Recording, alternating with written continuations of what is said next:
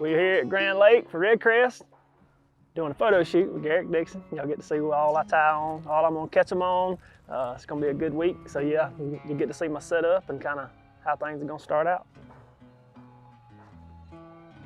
What's your history at Grand Lake?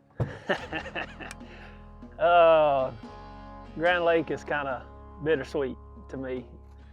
I've done good here. It's kind of like me in Florida. I either do really good or really, really bad. It's just one of those places, it's like a nemesis.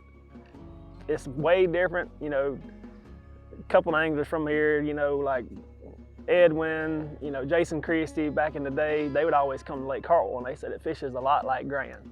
Well, this place fishes nothing like Lake Hartwell to me. It's all rock, everything looks the same.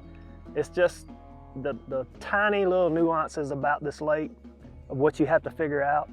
I mean, it could be something as simple as, you know, pebble rock transitioning to chunk rock, or chunk rock transitioning to something else. It's just tiny, tiny stuff that you have to look for, and that's what they key on. And once you figure it out, you can run it, but it's so hard to find because everything looks the same, looks good. Yeah, it's a booger to practice, I can tell you. I bet Edwin is licking his chops right now, just because the lake is changing conditions, it's low. We've never been here when it's this low.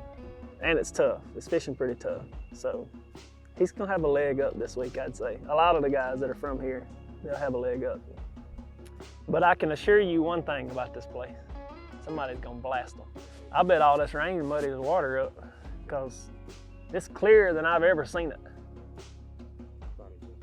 Yeah, it's probably not anymore. I hope the water gets dirty enough to where I can throw a spinnerbait. I threw it a lot in practice, never got bit on it. Just the water's too clear.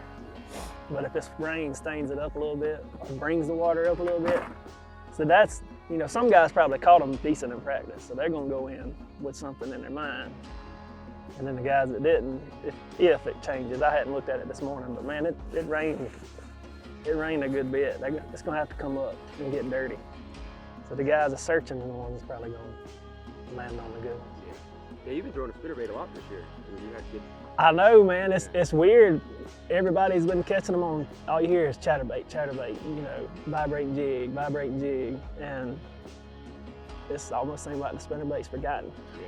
Yeah. I tell my buddies at home. I tell them jokingly, you know, anywhere you go in the world, in the summertime, springtime, nice days when everybody has the boats out there on the lake, you look at those pontoons, it rides around with rod tips sticking out the back, everything's wound up to the end. You used to see 3 or 4 spinnerbaits tied on every pontoon. Now you don't see that anymore. It's all chatterbait. So I think it cycles. Everybody gets to throw in one thing and they kind of go back to the... Yeah, because you had a top 10 at Lake Fork, right? Yeah. I call them at Smith Lake on spinnerbait. You was talking about that sun coming out. Yeah. I don't think that's gonna happen. No? We're gonna be like Kid Rock. We ain't gonna see the sun for 3 damn days.